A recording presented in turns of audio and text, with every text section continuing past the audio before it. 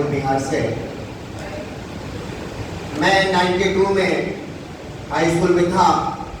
उस समय हमारे शिक्षक ने कहानी सुनाई थी जो आज तक मेरे दिमाग में पहुंचता है। जो उस समय था आज दिख रहा है। वो कहानी महिलाओं पे थी। बात उस समय की है जब महाराणा प्रताप जंगल में घास की रोटी खा रहे थे अपने बच्चों के साथ, लेकिन उन्होंने अकबर की अधीनता स्वीकार नहीं किया। कहे कि मैं घास की रोटी खा लूंगा लेकिन अधीनता स्वीकार नहीं करूंगा, फिर मेरा स्वाभिमान समाप्त हो जाएगा। लेकिन जब एक दिन उनके बच्चों से घास की रोटी भी बिलाल छीन करके भाग जाती है तो वे बड़े अंदर से टूट से जाते हैं। परंतु धैर्य होता है, लेकिन वो रात में जाते हैं और समझौता के लिए पत्र लिखने लगते हैं।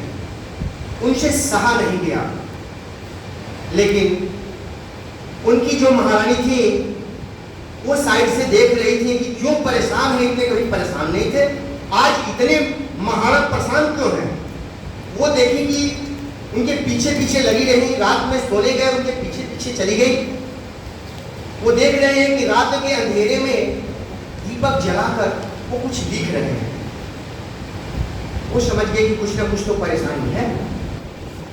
जब वो लिख लिए और सो गए तो महारानी को चैन नहीं था।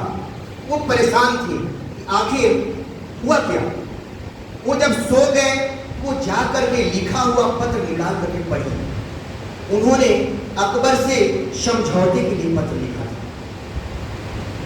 सुबह हुआ, उठे महाराणा, उस पत्र को रखा और बाहर जाने लगे। महारानी बोली, क्या हुआ महाराज, परेशान दिख रहे हैं?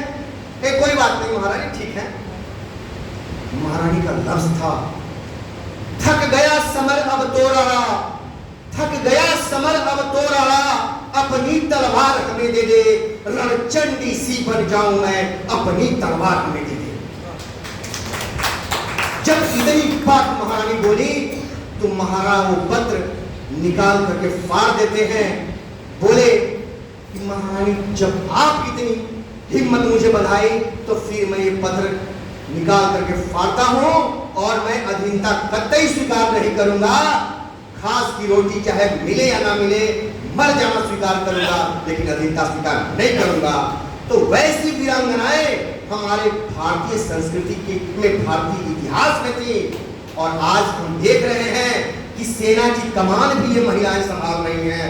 हमें गर्व होता है कि पहले जो स्थिति आज बदल चुकी है और ऐसी वीरांगनाओं की हमें आवश्यकता है जो आज हमें यहाँ दिख भी रही हैं।